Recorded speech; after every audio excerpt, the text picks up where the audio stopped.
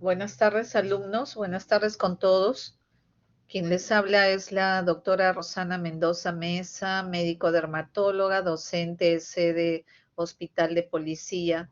Quería saber, por favor, si me escuchan bien. Hola, doctora. Buenas tardes. Sí se le escucha bien. ¿Se escucha bien? Sí, sí, doctora. Ya, muy bien. Gracias, gracias. El día de hoy vamos a dar inicio a esta clase teórica sobre infecciones de transmisión sexual. Y básicamente vamos a hablar de las patologías más frecuentes que es necesario tener dentro del conocimiento en la especialidad, porque nosotros también como médicos especialistas y como parte de esta especialidad de dermatología tratamos este tipo de pacientes, además de los médicos internistas o los médicos de enfermedades infecciosas. En general, para mencionarles que en el año 1988 la Organización Mundial de la Salud aprobó el cambio de este término, ¿no? Antes se denominaba ETS, ahora se denomina ITS, es decir, enfermedades de transmisión sexual, en las cuales se agrupa una serie de infecciones sintomáticas y que estas pueden también, como iremos viendo, dependiendo de en el hombre o en la mujer, puede variar, hacer lesiones o enfermedades asintomáticas en general, con el objetivo de qué, de facilitar que haya una prevención, la detección precoz, evitar consecuencias que muchas veces sean muy irreversibles. Entonces, estas ITS van a constituir una epidemia en la mayor parte de países del mundo. Sabemos que se va a dar sobre todo en gente que está con actividad sexual promedio dentro entre los adolescentes, ya empieza a manifestarse estas enfermedades infectocontagiosas jóvenes, que es la población más vulnerable de padecer y transmitir a su vez esta ITS. Ocupan en general las ITS un segundo lugar en orden de importancia, también en relación a la morbilidad general de las mujeres entre esas edades 15 y 44 años. Definitivamente debemos de estar preparados y debemos de enseñar a la población primero evitar que se contagien, que es lo ideal, pero lo otro, si en caso ya hubiera alguna molestia, manifestación a nivel de la piel, como vamos a ver, lo ideal es que sea el tratamiento oportuno y muy adecuado, porque definitivamente que así vamos a evitar secuelas graves para la salud de las personas que lo padecen, y como en alguna de ellas también va a pasar a través de la madre y el feto o el recién nacido, entonces tampoco queremos que esto suceda o padezca la descendencia respectiva. Entre los factores de vulnerabilidad, las prácticas de riesgo, ¿no? Siempre hablamos de grupos poblacionales de riesgo, prácticas de riesgo para adquirir estas ITS y potencialmente para propagarlas, ¿no? Entonces, no vamos a excluir a ningún tipo de personas, todos están dentro de este grupo para ayudarles a prevenir estas enfermedades, definitivamente la manera de cómo evitar que tampoco se siga dando las infecciones, los contagios de manera progresiva. Siempre recordar que al ser enfermedades infectocontagiosas, no solo debemos de tratar al paciente, sino que es importante ver la pareja sexual. Lamentablemente va a ser difícil en la medida que esa persona no tenga una pareja sexual única. Bueno, habrá que insistir e incidir mucho en la educación de ese paciente y saber que esto también, muchas de estas enfermedades pueden ser una puerta abierta para contraer también el VIH-Sida.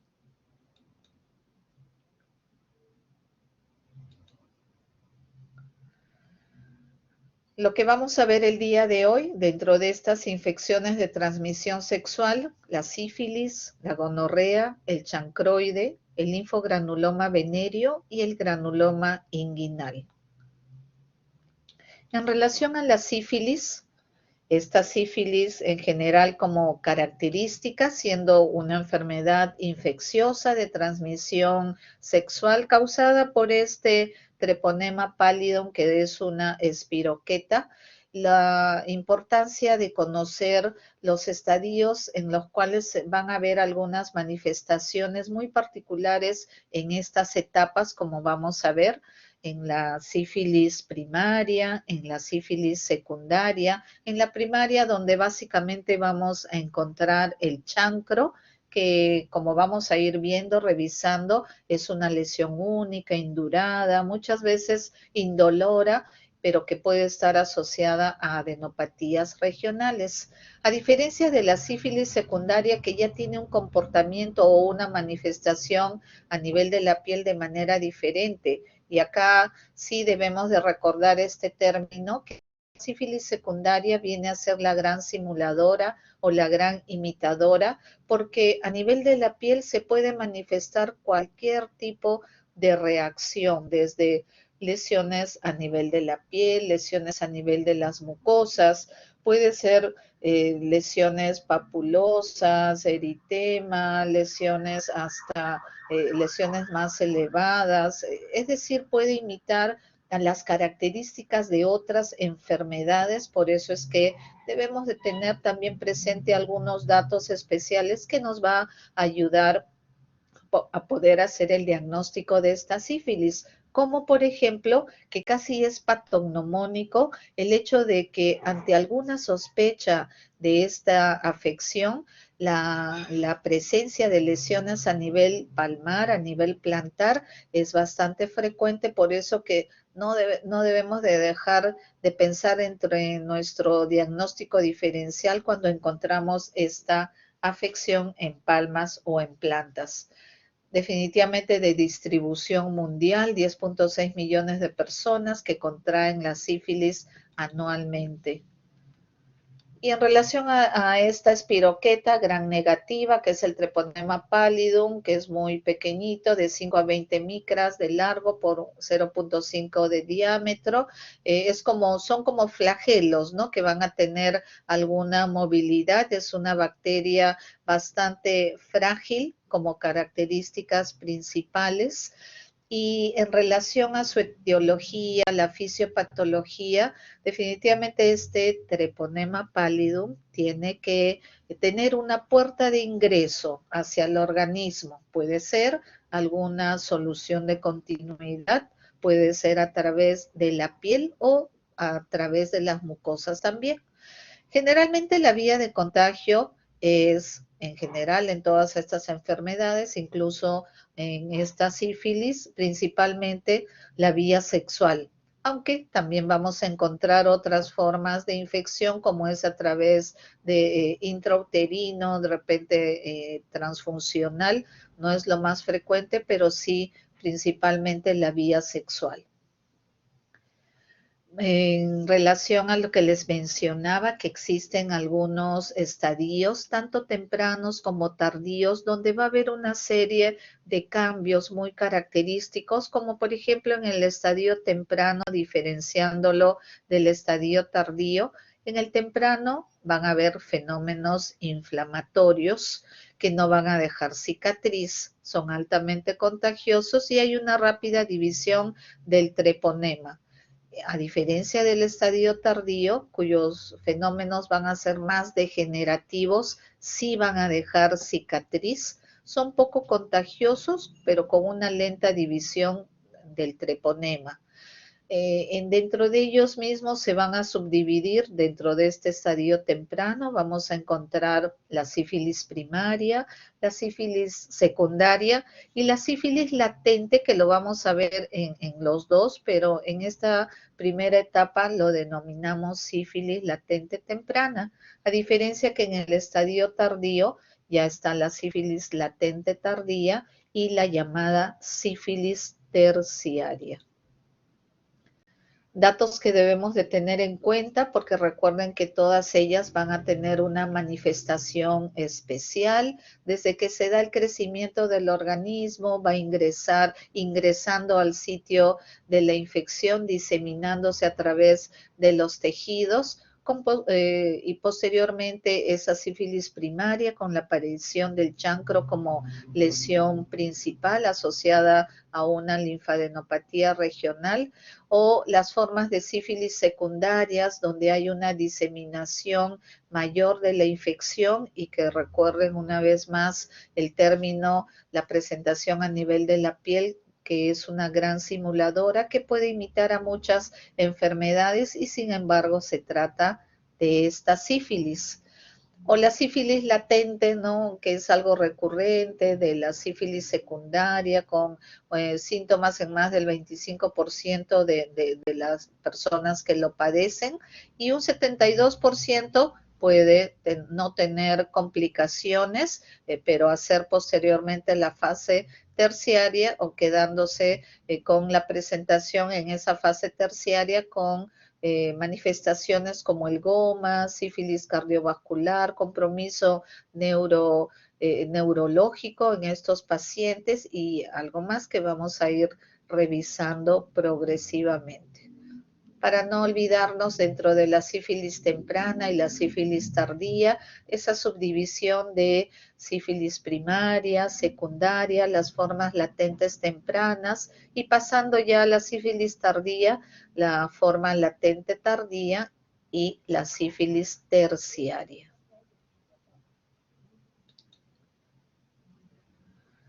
Entonces revisemos en relación a la sífilis primaria, cuya característica es la presencia de ese chancro sifilítico. Puede haber un periodo de incubación entre 10 a 90 días, algo no tan preciso, pero digamos que pueden darse esos tiempos. Y acá sí vamos a considerar el complejo primario, que es la unión del chancro con la adenopatía satélite que va a darse de acuerdo a la localización de la lesión. Se localiza en el sitio de contacto del treponema donde ingresó, por donde ingresó, va a empezar a manifestarse este chancro, va a empezar a brotar, puede ser a nivel genital, anal, oral o a nivel de la piel también de otras partes de la superficie de la piel.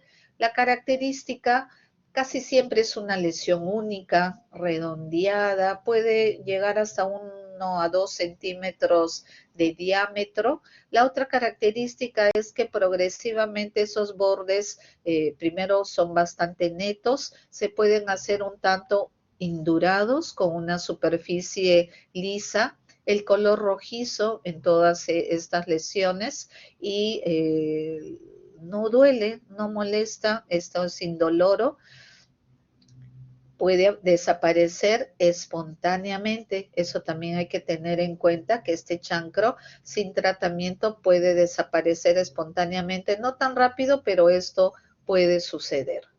Entonces no nos olvidemos de este complejo primario en la sífilis primaria, donde no solo se da la lesión, el chancro, sino también asociado con la linfadenopatía regional, de acuerdo a la zona donde apareció este chancro.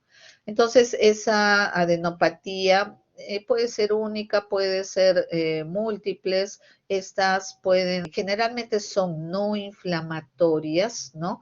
Lo podemos encontrar, ejemplo, si está a nivel de genitales, casi siempre buscamos en la zona de la ingle y hay que ver si está de manera unilateral o es en ambas regiones inguinales que se van a presentar. Esos ganglios, cuando nosotros palpamos con mucho cuidado, de todas maneras, en el momento que estamos examinando al paciente, van a ser ganglios duros en la consistencia, la palpación, no son dolorosos, no hay mayor cuadro muy inflamatorio que se da en estos ganglios, por lo cual tampoco hay fístulas ni tampoco llegan a supurar, como vamos a ver en otros cuadros de ITS. Se presentan generalmente a la semana de aparición del chancro. Siempre debemos de tener en mente algún diagnóstico diferencial. Definitivamente a primera vista no vamos a decir si se trata de una sífilis primaria, del chancro, ¿no? Porque al haber una lesión erosiva, después ulcerada, podemos pensar en posibilidades como un herpes genital, que casi siempre las lesiones son más pequeñas y de repente no es una lesión, sino son dos, tres agrupadas como racimitos de uvas, puede ser por trauma genital.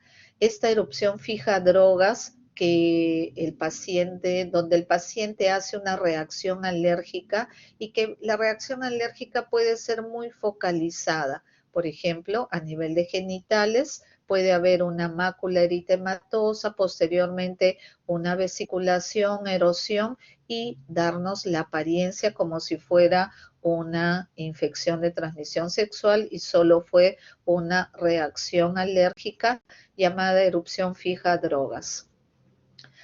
Lo otro que hay que definitivamente ver en estos pacientes, primero la edad, qué edad tienen esos pacientes, desde cuándo tienen la lesión, cómo apareció, cómo fue evolucionando. Obviamente si se trata de pacientes ya mayores y que nos indican que es una lesión que la tienen hace mucho tiempo, que últimamente ha habido alguna variación dentro de estos diagnósticos diferenciales, pensar en un carcinoma genital ulcerativo. Al comienzo puede ser una pápula eritematosa que se erosiona en su superficie con el paso de meses o años y finalmente se va haciendo una úlcera y de repente ahí recién el paciente nota que esta lesión se fue modificando en el tiempo corto a pesar de que ya la haya tenido muchísimos años.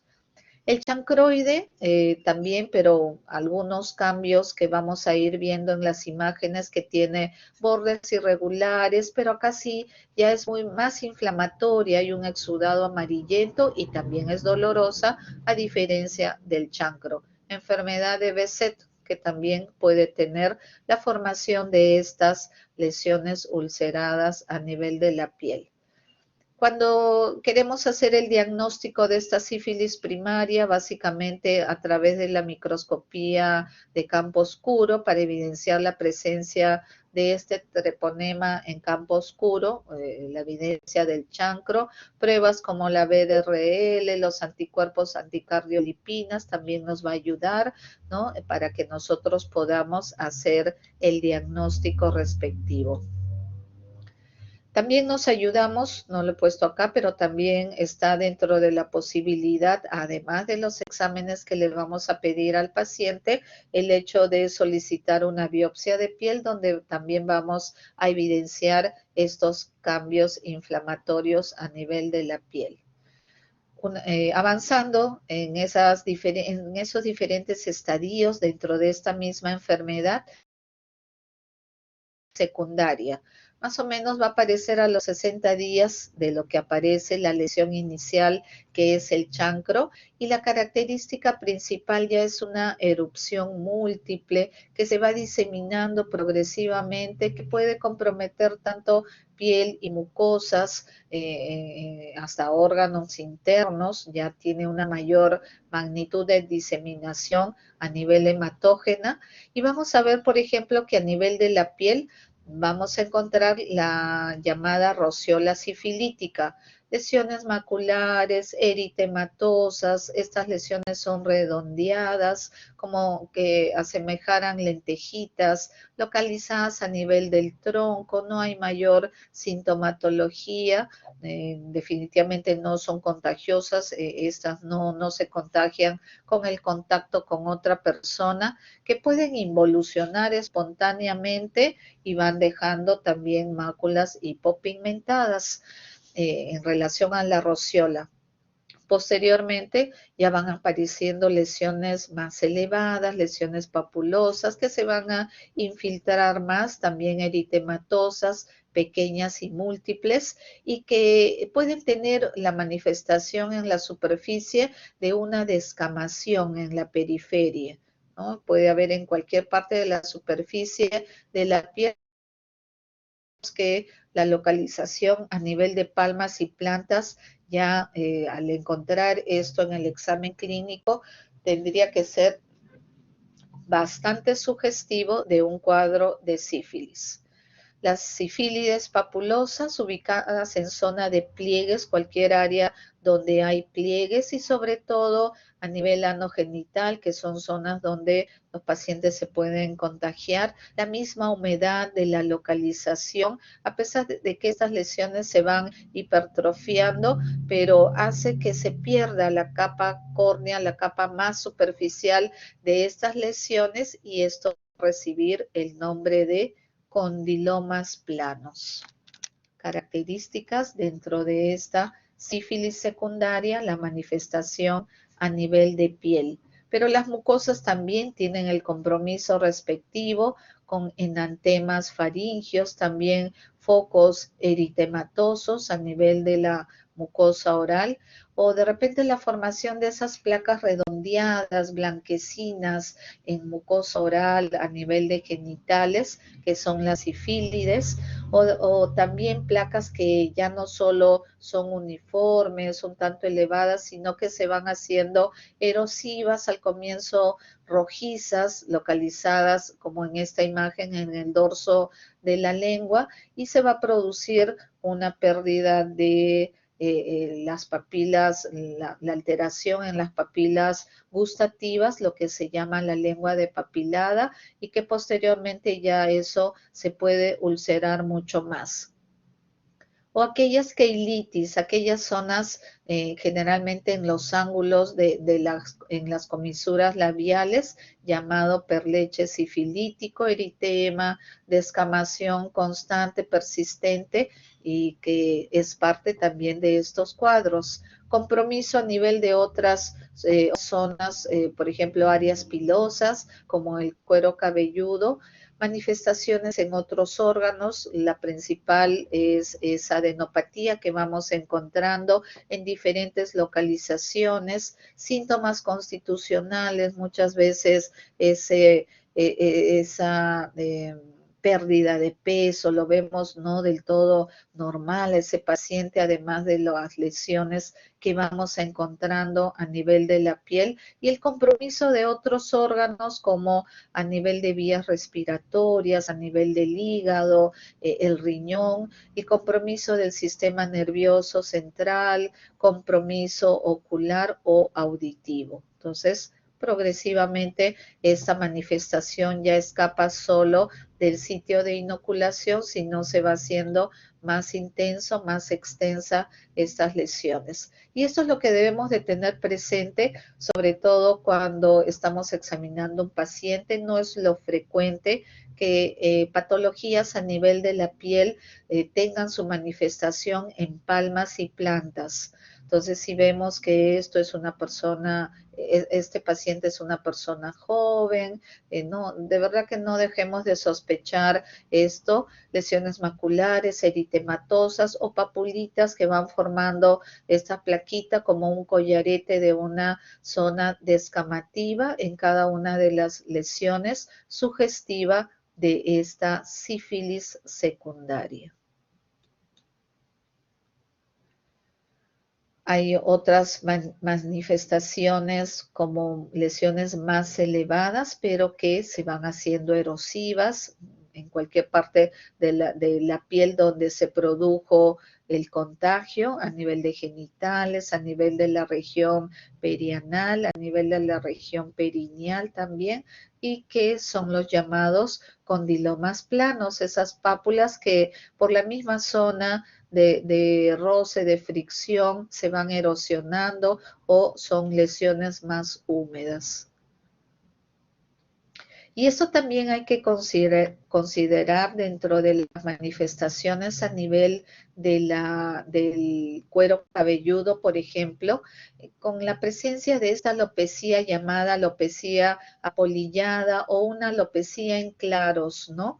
El paciente, bueno, este paciente se cortó muy muy pequeñito su cabello, casi al ras, pero si fuera una persona que tiene su pelito largo, normal, vemos que está muy ralito por zonas, por áreas, por zonas está muy ralito y es la manera como nosotros vamos también a hacer el diagnóstico en esta patología.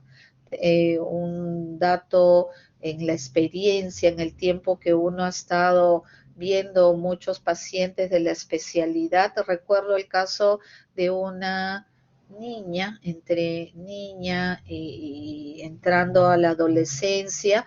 Esta niñita vivía en un albergue con monjitas y cuando va a la consulta, esta niña presentaba una alopecia muy marcada, su cabellito bien ralito. Aparentemente la constitución de esta niñita era bastante bien, tampoco estaba para pensar en algún problema de anemia, algo que pudiera hacer nosotros hacernos pensar en otra patología. Pero igual se le solicita todos sus análisis para ver por qué a temprana edad está teniendo esta manifestación, y conversando, quienes traían a la niñita a la consulta eran las monjitas y las examinábamos, aparentemente sus pruebas normales, todo, ¿no? Pero esta niña seguía con la persistencia a pesar del tratamiento que recibía para la alopecia difusa o en claros, pero no había la mejoría esperada o por el contrario fue empeorando, ¿no? Entonces, por ahí se sigue investigando, ¿no? Se sigue investigando cómo es la actividad, la niña, con qué actividades hace esta pacientita. Entonces nos referían que estos niñitos, en general los niñitos salían una vez por semana o una vez al mes, no recuerdo muy bien, salían siempre a la casa de algún familiar, porque tenían familiar, aunque no muy cercano, pero ellos salían a la casa de algún familiar, entonces ella la recogía, un señor, un tío, a esta niñita. Y por ahí pues se nos entró la sospecha, ¿y por qué no le hacemos una prueba serológica, no? Es una niña, pero bueno, lamentablemente ella ha podido ser abusada, algo, no quisimos buscar más allá o detallar más, pero con esos pocos datos que nos dieron las monjitas, mejor le hacemos el examen adicional con otras pruebas y lamentablemente sale su prueba BDRL bastante positiva y eso sucedió con esta niñita cuya manifestación era estas zonas alopécicas, que nos habíamos olvidado de buscar adenopatías, no habíamos buscado adenopatías y esta niñita estaba llena de adenopatías retroauriculares a nivel occipital, también adenopatías, y asociado con esa alopecia en claro teníamos que pensar en algún proceso inflamatorio infeccioso. Entonces, lamentablemente fue como diagnosticamos, pero es una experiencia, ¿no? Es una experiencia para poder tener en cuenta y no dejar pasar diagnósticos que se nos puedan escapar, ¿no? Por eso pensar en todas las posibilidades diagnósticas. Sífilis secundaria, igual la evidencia del treponema en campo oscuro con otras pruebas como las pruebas serológicas, donde nos va a dar la positividad respectiva. Y eso es lo que les mencionaba, que debemos de considerar como diagnóstico diferencial, porque la sífilis secundaria puede imitar todas estas lesiones. Todo esto puede ser aparentemente una sífilis secundaria. De pronto imita la imagen de una pitiriasis rosada. Si ya han hecho la clase respectiva, seguro que les han dicho que empieza por una placa heráldica o llamada placa madre y que en el transcurso de los días van apareciendo las demás lesiones eritematodeescamativas más pequeñitas, o como en el caso de estas placas eritematopapular escamosas, que pueden ser pequeñas en las formas de psoriasis gutata, una variante de la misma psoriasis, y que de pronto la sífilis secundaria se puede manifestar como tal, o en el caso de exantemas virales o reacciones alérgicas medicamentosas, donde hay una serie de manifestaciones a nivel de la piel. Entonces, además de sospechar de la sífilis secundaria, también debemos de pensar en histologías como diagnósticos diferenciales. El compromiso a nivel de las mucosas, ¿no? Teniendo en cuenta que esto también se da en mucosas, pero hay que pensar en un líquen plano, ¿no? Además de las placas blanquecinas que puedan haber en estos cuadros de sífilis, pero igual el líquen plano lo manifiesta. De repente lesiones ulceradas que se van a dar en mucosa oral y puede ser solo un cuadro de aftosis crónica en ese paciente. Si son pacientes más pequeñitos y empiezan a tener estas lesiones en la boca o internamente, la enfermedad pie, mano, boca también, o el perleche, esas candidiasis frecuente en los niñitos a las semanas o mesecitos de nacido, cuando ya empiezan a llevarse cualquier cosa a la boquita porque les empieza a salir los dientecitos, entonces se pueden contagiar de las candidiasis, ¿no? Eso tenemos que considerarlo y otras patologías más. Hay una fase de latencia, después de 3 a 12 semanas, la sífilis latente se puede resolver, es asintomático, pero dentro de esta también hay una fase temprana y hay una fase tardía. Igualito vamos a hacer estas pruebas de exámenes auxiliares y tendríamos que determinar también que se presente el treponema aquí también.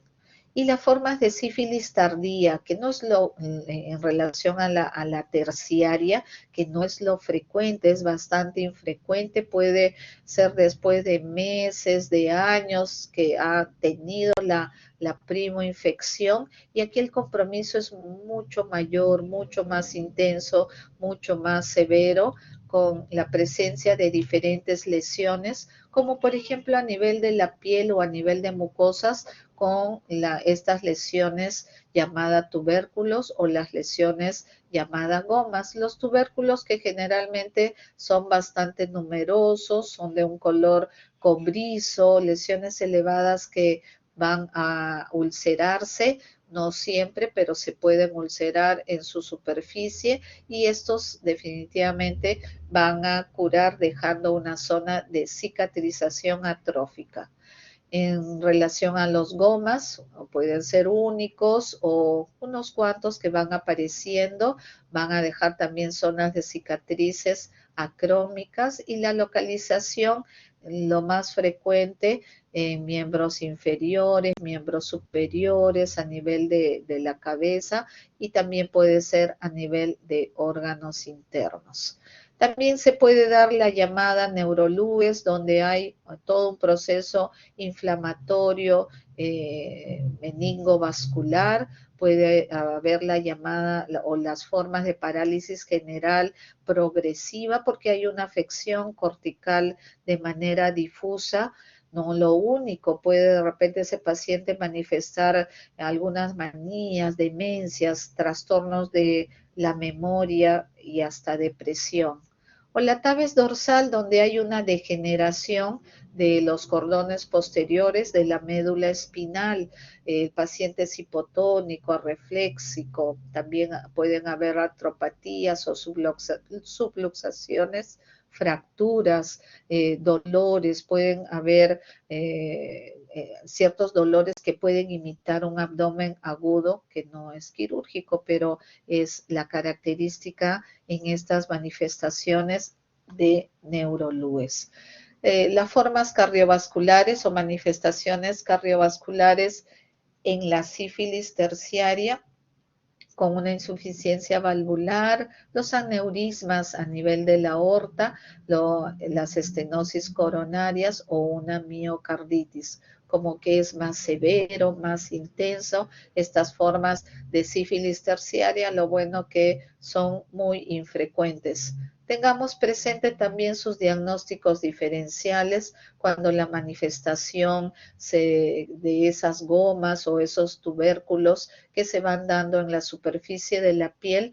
Casi siempre acá pensamos en aquellas micosis profundas, ¿no? Micosis que son infecciones que se van a dar de manera, es a nivel de la piel, pero a nivel de la piel en zonas más profundas, en áreas de hipodermis, o micosis fungoide, que es como un tipo de linfoma de células T o una leishmaniasis, diversos tumores, dependiendo cómo nosotros vamos a ver esa lesión. Las formas de sífilis tardía benigna, el compromiso a nivel de la piel, los llamados gomas que se van ulcerando en la superficie porque ésta se ha ido necrosando progresivamente y que puede llegar inclusive hasta el hueso, haber destrucción del hueso, periostitis o una osteitis. Problema de tipo cardiovascular, donde va a haber un gran compromiso en los grandes vasos, las válvulas cardíacas también, y que pueden complicarse con una estenosis aórtica, neurismas e insuficiencias valvulares aórticas también. Y también podemos encontrar dentro de este grupo, estas manifestaciones de sífilis, también la sífilis congénita, definitivamente la transmisión de madre a hijo durante la gestación, donde también vamos a ver dos fases, la fase temprana o la fase tardía. Se puede diagnosticar entre el nacimiento y hasta los 2 años de vida. Puede ser muy similar a las formas secundarias en el adulto. Casi siempre vamos a ver manifestaciones a nivel de la piel como presencia de lesiones ampollares, llamado pénfigo sifilítico, lesiones papulosas o de repente esa molestia a nivel de las mucosas como coriza, llamada coriza sifilítica, o la destrucción de los huesos propios de la nariz, dándonos la característica de nariz en silla de montar, todos estos siempre asociados con adenopatías generalizadas o el compromiso del hígado, esta hepatoesplenomegalia y también alteraciones del sistema nervioso central. Entonces, en estas formas de sífilis congénita temprana va a darse los estigmas principales, es esa nariz sencilla de montar y también los cambios propios como los llamados dientes de Hutchinson o estas rágades periorificiales. A diferencia de las formas de sífilis congénita tardía, donde también van a haber manifestaciones a nivel de la piel, a nivel de diferentes órganos, pero cuyos estigmas en esta etapa casi siempre son la afección a nivel de la córnea, la llamada tibia en sable, el compromiso a nivel óseo, la frente olímpica, una frente amplia y la atrofia del nervio óptico y llegando a tener también sordera estos pacientes. Entonces, como que esa es la diferencia entre la fase de sífilis congénita temprana con las fases tardías. El diagnóstico, siempre la evidencia del treponema, la identificación de esto. Lo bueno es que con las pruebas serológicas también vamos a llegar a tener el diagnóstico de estas enfermedades. Tenemos que tener presente es que una vez que el paciente tiene ya la enfermedad a través de algunas pruebas que van a permanecer positivas indefinidamente, no significando que en el momento esté haciendo la fase aguda de la enfermedad. Por eso que cuando hacemos el hallazgo en las pruebas serológicas de estos exámenes, preguntamos si es que antes este paciente ha tenido algún problema a nivel de la piel, a nivel de genitales, sospechando que en algún momento, muchos años antes, ha podido tener su sífilis y que por eso la prueba siempre le va a salir positivo.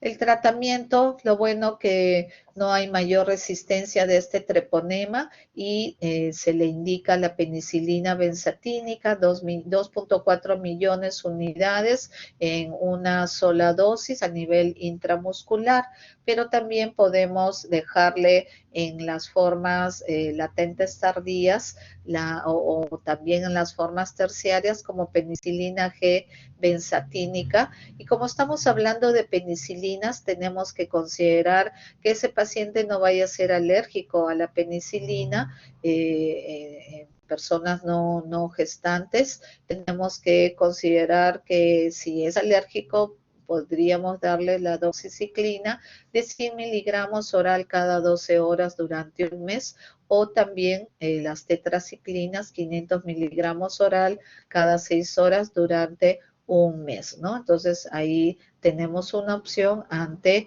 el diagnóstico de la enfermedad, pero que el paciente sea alérgico a este antibiótico. La otra enfermedad que también debemos de aprender a diagnosticar primero clínicamente, posteriormente con algún examen en especial, es la gonorrea, que también viene a ser una enfermedad infectocontagiosa causada por la Neisseria gonorrhoeae, que es un diplococo gram negativo y que el reservorio exclusivo es el ser humano. Esto también se van a infectar de persona a persona. La transmisión, el huésped siendo el humano, la transmisión puede ser sexual, pero también a través del canal del parto. Esta Neisseria, al ser diplococos gram negativos, estos carecen de una cápsula, digamos, algunas características, son aerobios, no son móviles, no formadores de esporas, son muy pequeñitos, entre 0.6 a 0.8 micras, siempre incidiendo en que el reservorio exclusivo es el ser humano y que este puede ser capaz de infectar las mucosas, de preferencia en el varón a nivel de la uretra, por eso que una de las manifestaciones es la uretritis constante en estos pacientes, o a nivel del cuello uterino en la mujer u otras localizaciones. Hay algunos factores de virulencia, por ejemplo, proteínas de la membrana externa, las fimbrias, las porinas, donde cada una de ellas va a cumplir una función especial para que se dé la adherencia en este tipo de infecciones. La patogenia, definitivamente a nivel del tracto genitourinario, donde se puede colonizar ante el contacto, el contagio, en esta zona de mucosas del tracto genital que va a ir creciendo en forma progresiva. Estos gonococos tienen la capacidad de destruir los tejidos, ¿no? Se va dando la producción de una gran variedad de enzimas, de lípidos, van destruyendo el tejido, produciendo también la inflamación a nivel de la zona de afección, uretra, cuello uterino, recto, faringe y conjuntiva, porque no solo a nivel de genitales externos se va a dar esta afección. El periodo de incubación entre unos 2 a unos 5 días, 10% de hombres y 75% de mujeres pueden ser asintomáticas, ¿no? Y muchas veces infecciones a nivel de la región perianal o rectal y las formas faringias. En el varón, como les mencioné, el síntoma más común es la secreción a nivel uretral, esos cuadros de uretritis que se van dando en estos pacientes con la presencia de un fluido escaso, transparente o turbio, más o menos que sea abundante, pero sí purulento, ¿no? Y que esto se va a asociar a dolor, a disuria, y que también asociado a la inflamación o el edema a nivel del meato urinario.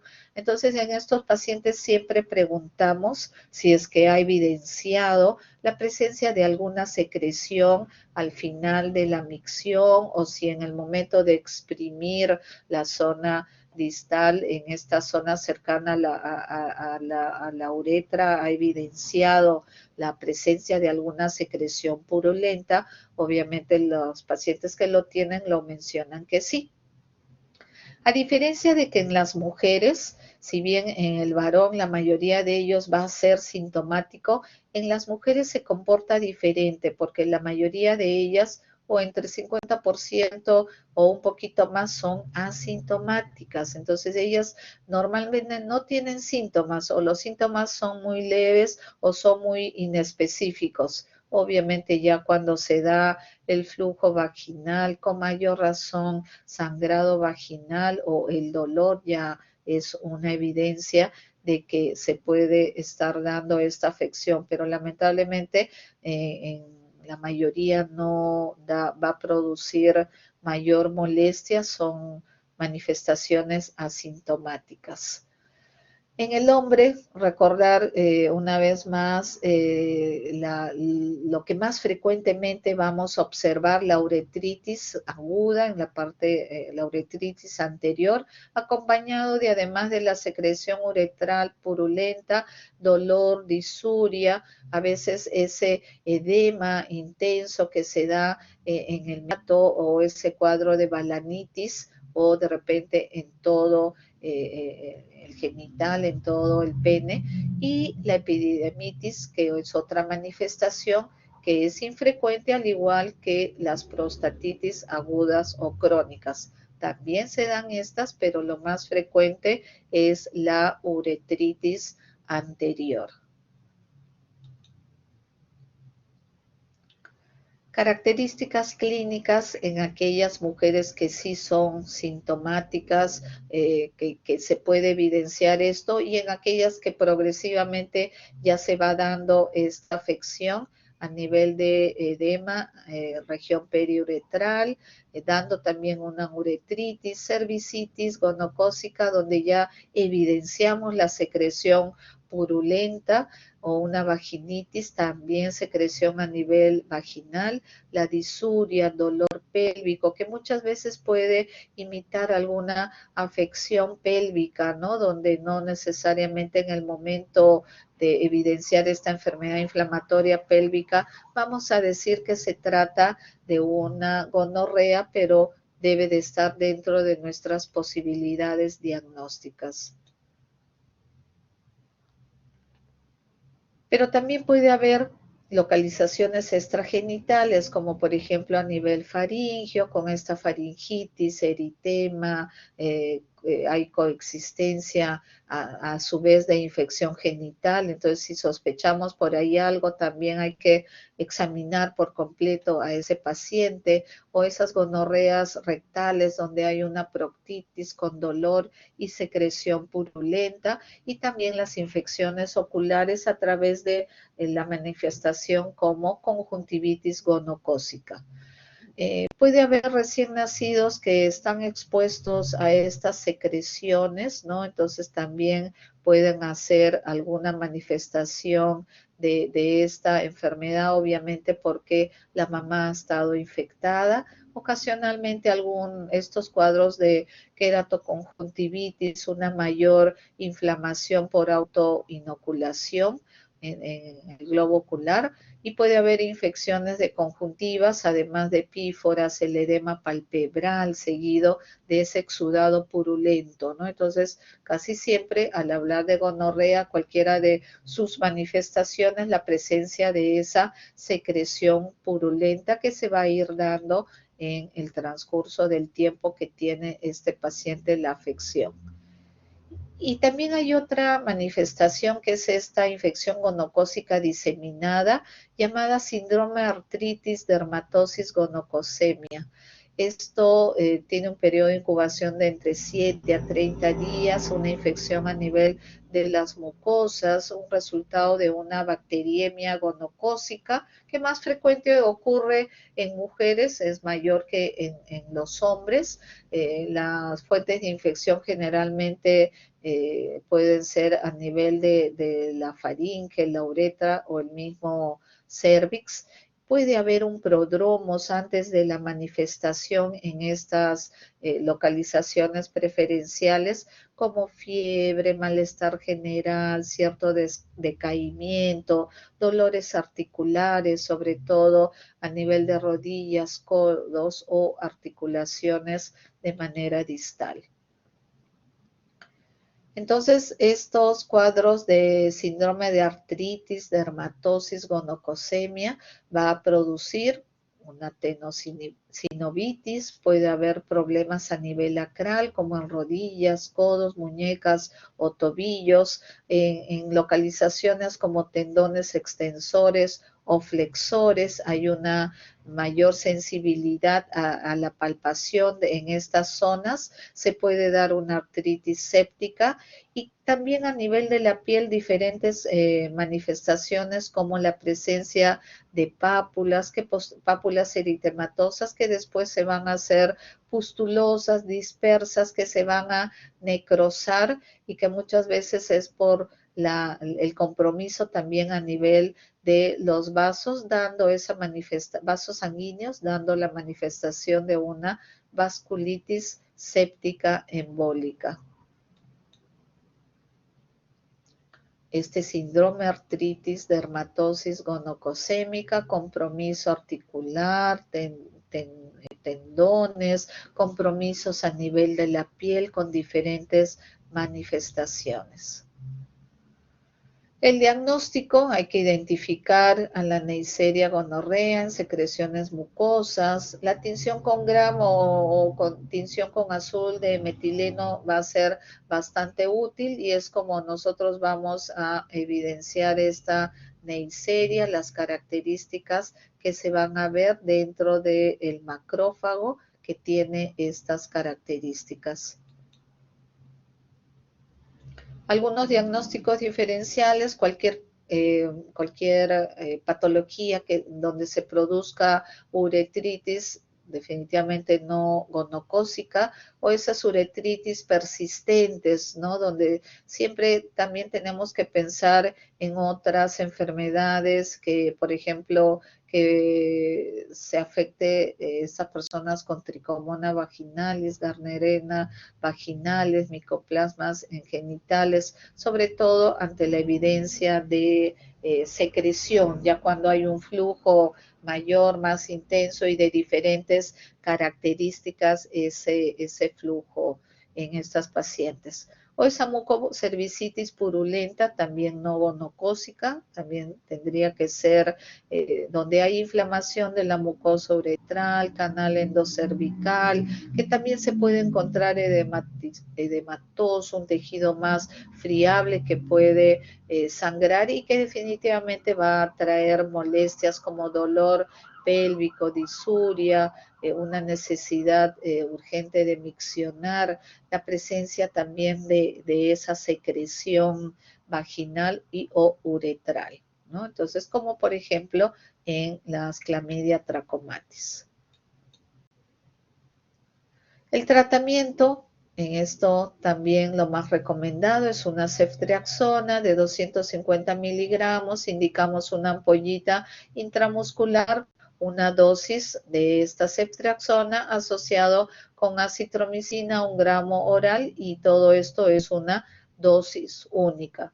También hay alternativas en el caso de que este paciente o no encuentra la medicación o lo podemos cambiar y sobre todo cuando ya hay compromiso de articulaciones o mayor compromiso a nivel de la piel como en esta artritis dermatosis gonocosémica, entonces vamos a indicar la ceftriaxona intramuscular o endovenoso 24 horas más acitromicina en dosis única, teniendo también un régimen alternativo, la cefotaxima o ceftazidima asociada con la acitromicina.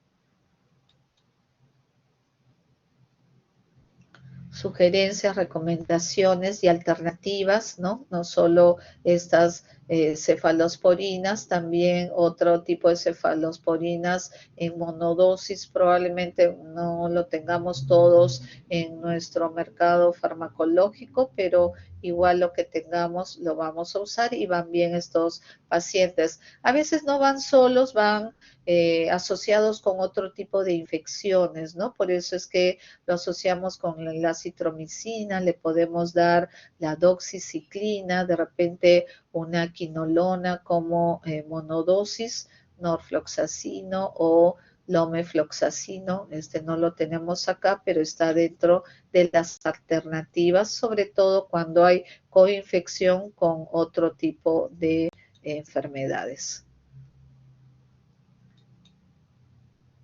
En relación al chancroide, otra enfermedad, otra infección de transmisión sexual que también se denomina chancro blando o enfermedad de Ducrey, esta se caracteriza por la presencia de una lesión ulcerada a nivel de genitales causada por el Haemophilus Ducrey, que es una bacteria anaerobia facultativa. También es de transmisión sexual, es un gran negativo, y esta presencia de lesiones ulceradas a nivel de genitales que en forma aguda se presenta, van acompañadas de adenitis genital, de esa inflamación a nivel de los ganglios que sí tienden a fistulizarse, ¿no? Esa es una diferencia con las que hemos visto anteriormente. La tasa de transmisión por actividad sexual definitivamente sigue siendo alta. El agente patógeno solo va a infectar a los humanos, predomina en los pacientes heterosexuales, más frecuentes en varones que en mujeres, ¿no? Y se dice que los hombres o los varones no circuncidados pueden tener un mayor riesgo de contraer la enfermedad de una pareja que está infectada. Y también, como otras infecciones de transmisión sexual, son factores de riesgo para contraer el VIH. Frecuente en países en vías de desarrollo, sobre todo en áreas tropicales, ¿no? Al comienzo se creyó, cuando ya empezó a evidenciarse, a aumentar esta patología, pensado que solo era de áreas tropicales o subtropicales, pero con el tiempo esto ha ido apareciendo también en otros continentes. Son países donde existe una alta tasa de prevalencia del chancroide, pero también la prevalencia del VIH, ¿no? Por eso que aumenta uno, aumentan los dos, ¿no? Van paralelo la coinfección. Y no dejamos de decir esto, aunque no lo debería de ser, que el estrato socioeconómico bajo condiciona que se infecte más, pero básicamente es por la educación que recibimos, ¿no? La información que debería llegar a todo nivel, ¿no? No solo el estrato alto, medio, sino sobre todo al estrato socioeconómico bajo, para que tengamos adecuado comportamiento también en nuestra vida sexual y debemos de evitar todas estas enfermedades. La forma de transmisión siempre a través de una puerta de entrada, una erosión, una microabrasión, algún traumatismo, algo apareció en la piel o en zonas mucosas que viene a ser la puerta de entrada. El contacto sexual, de repente mujeres que tienen úlceras genitales, mujeres infectadas, estas son infecciosas hasta 45 días que tienen la lesión, ¿no? Y esto van a seguir definitivamente contagiando a otras parejas. Una vez que la persona tiene este chancroide, esto no va a producir inmunidad, por lo que es común que haya nuevamente la autoinoculación o la reinfección, ¿no? Entonces, ninguna de estas afecciones ya nos van a conferir inmunidad, por eso es que podemos volvernos a enfermar de alguna de estas ETS. El microorganismo, una vez que encontró una puerta de entrada, ingresa a través de esa erosión, de ese traumatismo, de esta solución de continuidad, traspasa la barrera epidérmica y se van a dar una serie de signos inflamatorios, ¿no? La infiltración de linfocitos, la presencia de macrófagos o granulocitos como respuesta inmediata en relación a esta primo infección, y posteriormente ya se va dando esa manifestación a nivel de ganglios, linfadenitis regional por la propagación de la enfermedad y la inflamación, inflamación e infección, ¿no? Por la característica de piógeno de todo esto.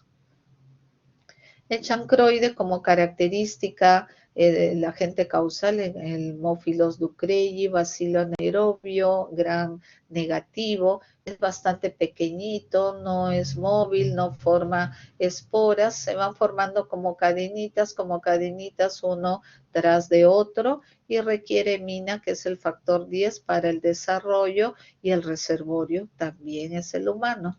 Por eso son enfermedades aún prevalentes, aún en los tiempos que estamos prevalentes, todavía son susceptibles de seguir siendo contagiados. ¿Cómo se manifiesta clínicamente ante un periodo de incubación entre 4 a 10 días?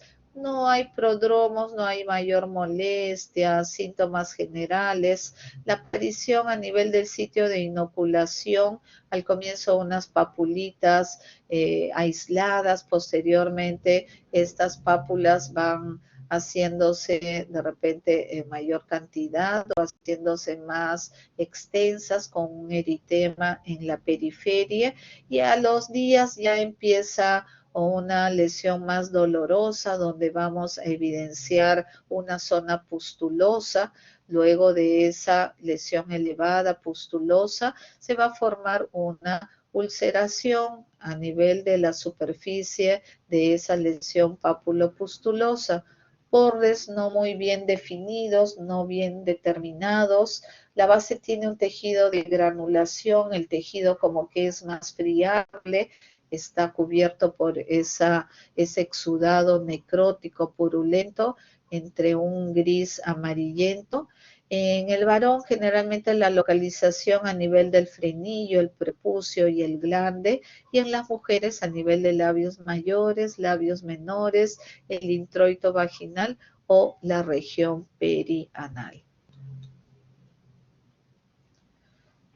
Las características, estas lesiones, si bien empezó como una pápula, una lesión elevada o una pustulita, se va erosionando progresivamente, posteriormente ya viene a ser una úlcera con los bordes bien delimitados que pueden ser algo irregulares. Estas lesiones sí son dolorosas, ¿no? Por lo que hay que tener cuidado también en el momento del examen.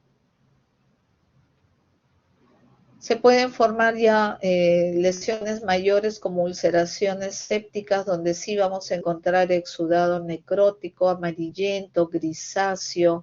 Hay un tejido de granulación que hasta puede sangrar, además de esa secreción que vamos a notar, y puede haber sobreinfección con anaerobios que produzcan hasta úlceras gangrenosas, ¿no? Con la destrucción de este tejido. Entonces hay que manejar con mucho cuidado. Este chancroide siempre acompañado de esa adenopatía regional, pero que es inflamatoria, ¿no? Y eso se llama bubón. Puede ser una lesión solo en un lado, al comienzo eritematoso, y lamentablemente en la medida que va avanzando el cuadro se puede evolucionar hacia un goma, una lesión que al ser elevada con el tiempo se va a ir erosionando la superficie y empieza a drenar una secreción espesa, ¿no? Dejando esta zona donde apareció esta lesión o el bubón, una zona de cicatrización, ¿no? Como un recuerdo que tuvo este chancroide. El diagnóstico, generalmente paciente con uno o más úlceras dolorosas a nivel de zona genital para tener esa probabilidad diagnóstica. Paciente que no tiene evidencia de infección por treponema pallidum, probablemente ya le hemos hecho su examen serológico o su microscopía de campo. La manifestación clínica, recordando las úlceras genitales, la linfodenopatía, pero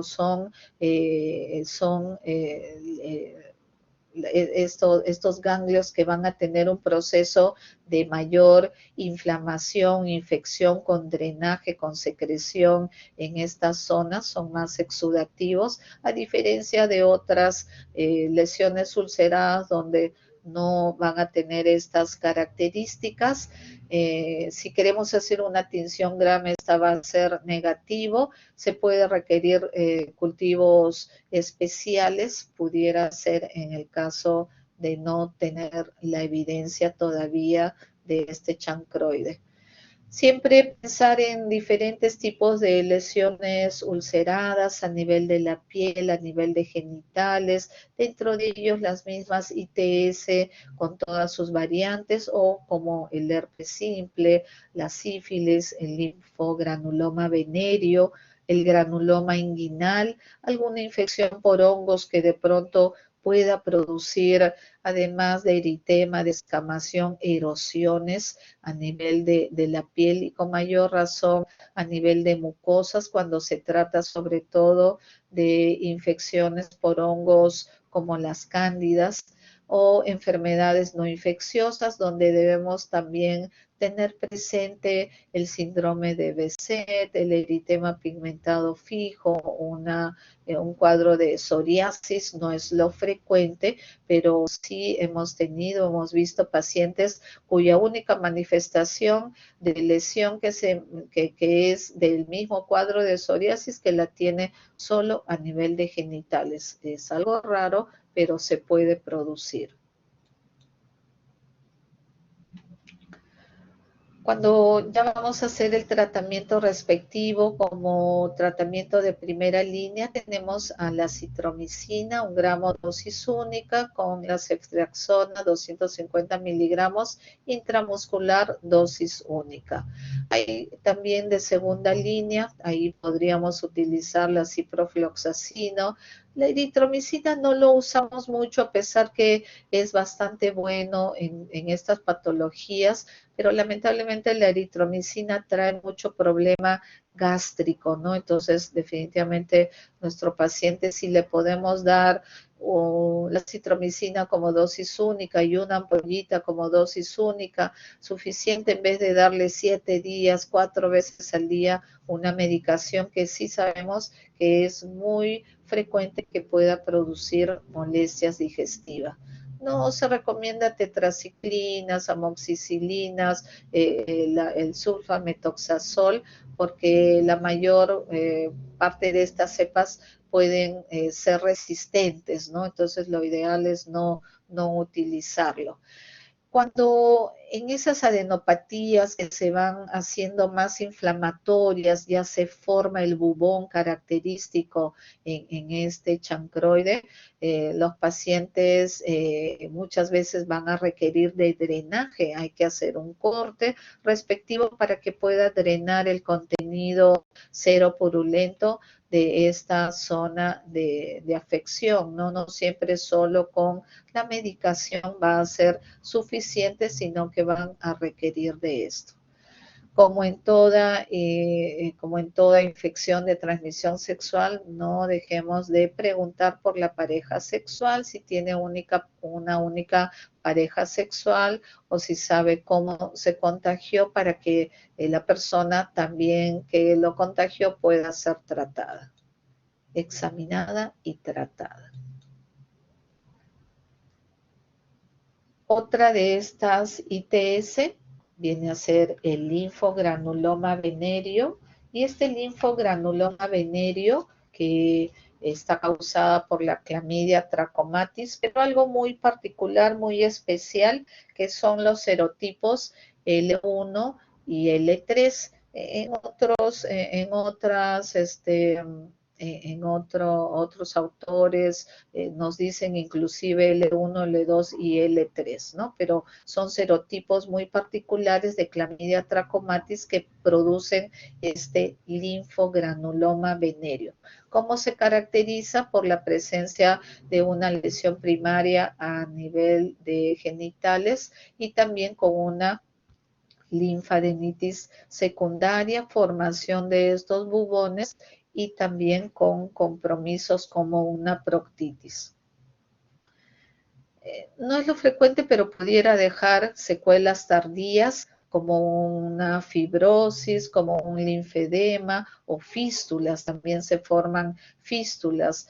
Generalmente la afección es a nivel del tejido linfático, eso es lo principal, y el tejido linfático que está adyacente, que está cercano a la zona genital o a la zona rectal donde se produjo la infección.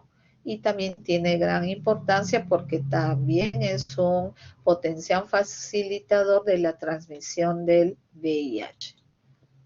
De manera general todos, ¿no? La edad frecuente, siempre gente o población sexualmente activa, 15, 50 años. Acá sí la mayor afección es en los varones, no hay mayor diferencia racial, se da un periodo de incubación entre 3 a 30 días para el estadio primario.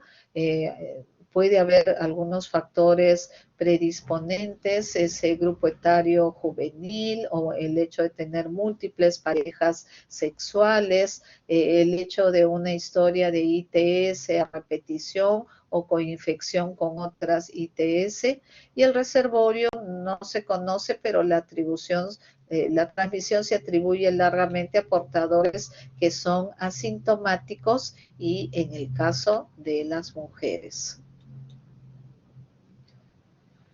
Entonces estos serotipos L1, L3 o L1, L2 y L3, que son los más virulentos, son los más invasivos comparados con los otros serotipos de estas clamidias, pueden producir esta infección de manera superficial, van a ir hacia el epitelio, pueden ir hacia la zona también de las membranas mucosas, produciendo todo un proceso inflamatorio donde también van a intervenir los macrófagos y también pueden producir enfermedad sistémica, sobre todo el sistema linfático. Ahí es el mayor compromiso que se va a dar en este linfogranuloma venéreo. Entonces estos microorganismos van a ingresar en el cuerpo, va a haber alguna puerta de entrada en mucosa, en piel, pero se van a dirigir hacia los vasos linfáticos, produciendo una gran inflamación de estos, una linfangitis, una perilinfangitis o la infección posterior de esos ganglios linfáticos. Se va a dar todo el proceso inflamatorio que se va a ir extendiendo en el transcurso de semanas o meses, causando periadenitis, causando mayor compromiso de ese ganglio linfático que no solo se va a quedar en bubón, sino además de la formación de abscesos, se va a ir abscedando la superficie de estos bubones, se pueden fistulizar y producirse también estenosis, ¿no? Entonces, estos inclusive el microorganismo puede persistir por mucho tiempo en estos tejidos. Hay un estadio primario con un periodo de incubación entre 3 a 12 días. Al comienzo alguna pápula indolora que progresivamente se va erosionando, se va ulcerando, va a curar sin dejar cicatriz. Puede haber también, podemos en algún momento evidenciar alguna secreción purulenta asociada con estos cuadros de repente de uretritis en los varones o una cervicitis en las mujeres. La localización en el surco coronal, frenillo, a nivel del prepucio o en el cuerpo del pene, glande, uretra y escroto, aunque no es muy frecuente en varones, y en las mujeres a nivel de la pared vaginal posterior, vestíbulo, labio posterior, cervical y vulva. Entonces, definitivamente, dependiendo de la práctica sexual y si esta es oral, la inoculación también se va a dar a nivel de la mucosa oral y que puede llegar al área de la faringe. Este linfogranuloma venéreo con un estadio secundario o llamado ya síndrome inguinal, donde el compromiso mayor es a nivel de ese ganglio que está cercano a la zona primaria de inoculación, esta linfodenopatía regional unilateral. Hay un proceso muy severo, muy intenso de inflamación, al comienzo solo eritema suprayacente y después la formación de esos bubones, ¿no? Estas lesiones como tumorales, eritematosas, muy inflamatorias, que siguen creciendo en el transcurso de los días o semanas y que pueden ir segregando con el tiempo, drenando una secreción purulenta, porque esta superficie que al comienzo está cerrado, que no hay ninguna erosión o estén absedados, posteriormente sí se van a ir absedando estos nódulos, haciéndose mucho más dolorosos. Acá sí va acompañado de un cuadro general, artritis, neumonitis, de repente hasta una hepatitis. Raro puede ser problemas a nivel cardiovascular o meningitis asépticas o enfermedad ocular, pero se da también asociado a este linfogranuloma venéreo. El estadio terciario, donde ya no solo es el compromiso a nivel de la piel o de la mucosa por donde ingresó, ya no solo de el ganglio que se va progresivamente inflamando, edematizando, teniendo todo el proceso inflamatorio infeccioso y que se va absedando o fistulizando, sino también el compromiso a nivel de la región genito rectal, ¿no? Entonces, obviamente, según también la práctica sexual en las personas, si son homosexuales, el hecho de producir estas proctitis o proctocolitis con la presencia de grandes abscesos en esta zona perianal o perirectal, porque son lesiones mucho más profundas. Hay una hiperplasia de este tejido linfático en esta zona y también ya hemos dicho que se presentan fístulas, ¿no? Entonces también la localización en estas áreas de fístulas isquiorectales y en el caso de las mujeres rectovaginales también fístulas anales o estenosis rectal. Entonces son cambios que en el tiempo se pueden ir manifestando. El diagnóstico con serología, si bien clínicamente lo vamos a sospechar grandemente, de repente tener un 90% de nuestro diagnóstico de este linfogranuloma venéreo, la serología, el método de fijación de complemento que nos va a ayudar a poder hacer el diagnóstico, una prueba de PCR para el ADN de la clamidia, el cultivo por aislamiento, donde vamos a tomar la muestra del ganglio linfático que está comprometido, también nos va a ser de utilidad.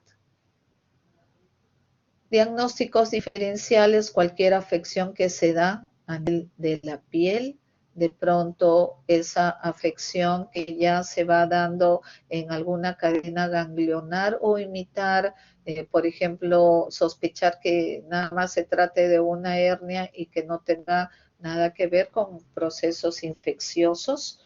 Estadios terciarios donde las afecciones al estar en la región perianal, perirectal, tenemos que pensar hasta en problemas de cáncer rectal o cánceres perianales o de repente algo traumático o hasta una tuberculosis que está localizada en esa zona, siempre tener en mente como diagnóstico diferencial.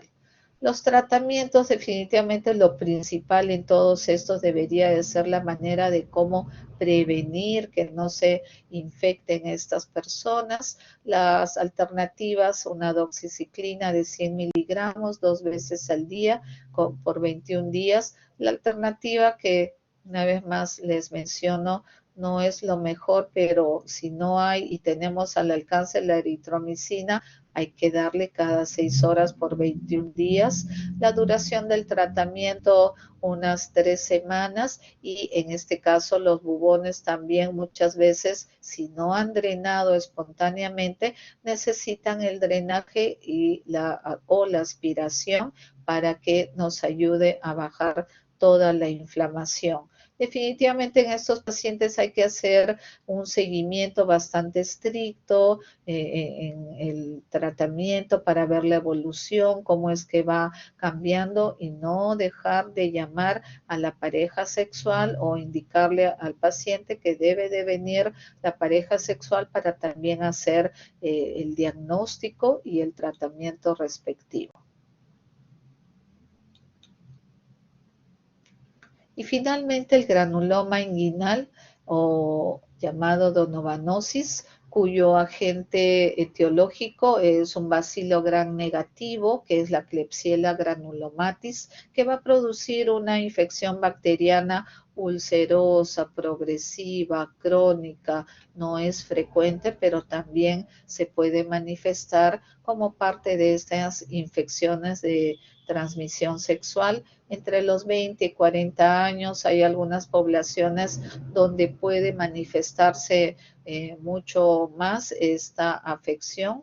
La Klebsiella, siendo un bacilo gram negativo intracelular, se manifiesta como una lesión primaria, la pápula, una pápula eritematoso o un nódulo eritematoso donde va a tener abundantes células mononucleares con esas vacuolas citoplasmáticas llenas de estos microorganismos. Definitivamente al romperse van a liberar todos estos cuerpos de Donovan y se va a hacer la manifestación más intensa. Clínicamente un periodo de incubación entre un día o un año, pero de repente siendo lo más frecuente unos 15 días promedio, la pápula o nódulo que posteriormente se va a ir ulcerando. Son lesiones dolorosas, se van a extender durante semanas y va a tener una apariencia más rojiza porque casi siempre son muy vascularizadas. Hay destrucción del tejido, la manera que va avanzando progresivamente, hay un exudado de un olor desagradable, la afección que puede tener localización en el varón, en el prepucio, el glande, frenillo o surco coronal, o la zona vulvar en las mujeres. Extragenitalmente también por autoinoculación o secundariamente por diseminación en la piel, ¿no? Entonces puede abarcar grandes áreas, extenderse progresivamente este granuloma inguinal, y con la tinción de Gram vamos a evidenciar con un frotis las lesiones, estos microorganismos o estos llamados cuerpos de Donovan. El tratamiento también con la acitromicina, 1 gramo, una vez, esto sí es una vez a la semana, siendo lo alternativo la doxiciclina, la ciprofloxacino. No menciono mucho el trimetoprim sulfamethoxazol porque una gran mayoría o gran cantidad de personas pueden ser alérgicos a las sulfas. La eritromicina por el problema gastrolesivo, una gastritis que puede producir al término del tratamiento, y la curación, el tratamiento se debe de seguir hasta la curación total de estas lesiones.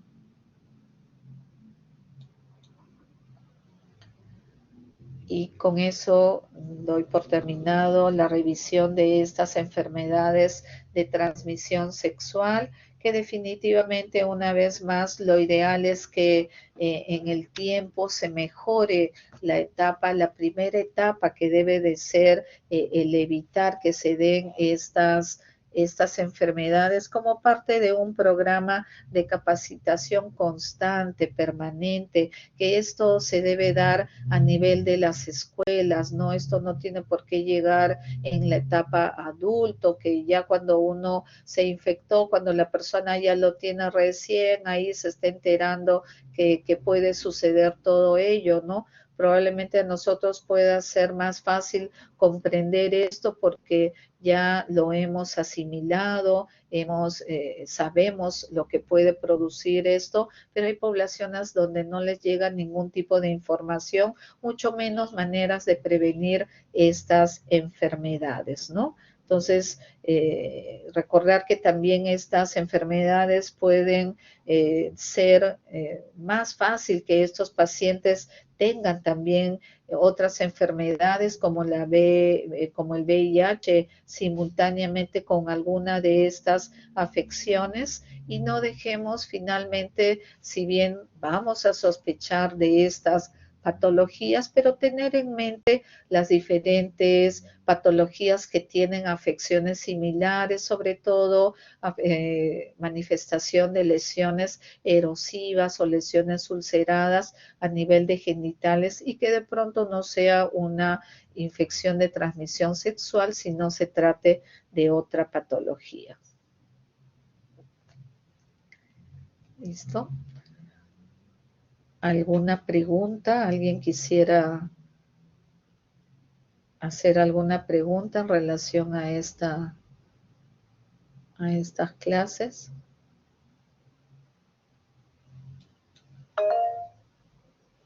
Lisette. Sí, doctora, buenas tardes, ¿me escucha? ¿Cómo está, Lisette? Buenas tardes. Sí, doctora, quería preguntar si es que hay alguna diferencia entre el uso de las pruebas RPR o BDRL para sífilis. Sí, básicamente esto nos va a dar, nos puede dar una mayor sensibilidad en el diagnóstico. Casi siempre lo que nosotros vamos a utilizar es las pruebas de BDRL, está de repente más a la mano, pero también a veces hay pruebas cruzadas, ¿no? Por eso la mayor especificidad puede ser a través de estas pruebas FTA de absorción, que nos va a dar ya más específico esos resultados. Entonces, sí, ambos pueden ser de más ayuda. Hay algunas que no son tan específicas, pero que son de menos costo, como el BDRL, pero igual las pruebas de, por ejemplo, reargina plasmática o la llamada RPR también puedan estar al alcance, ¿no? En cambio, las FTA de absorción de anticuerpos para estos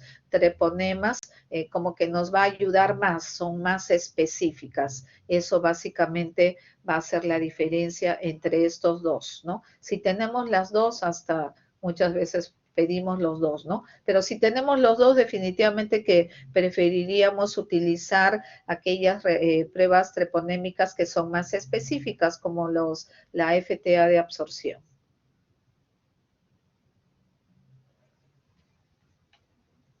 ¿Alguna otra pregunta?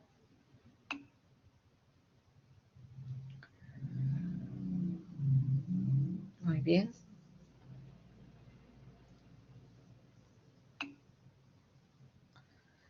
Muy bien, entonces, si no hay más preguntas, hasta acá damos por terminada la clase. Hay algunos puntos que yo he precisado bastantes veces. Como se dice a buen oidor, van a ustedes también por ahí tener la respuesta para el examen, pero lo ideal es que no estudiemos solo para el examen, sino algo que nos va a ayudar para toda nuestra vida como médicos, como profesionales, como debe de ser. ¿Listo? Me despido de todos ustedes. Gracias por su presencia y que les vaya muy bien. Bendiciones para todos. Seguir cuidándose. Adiós.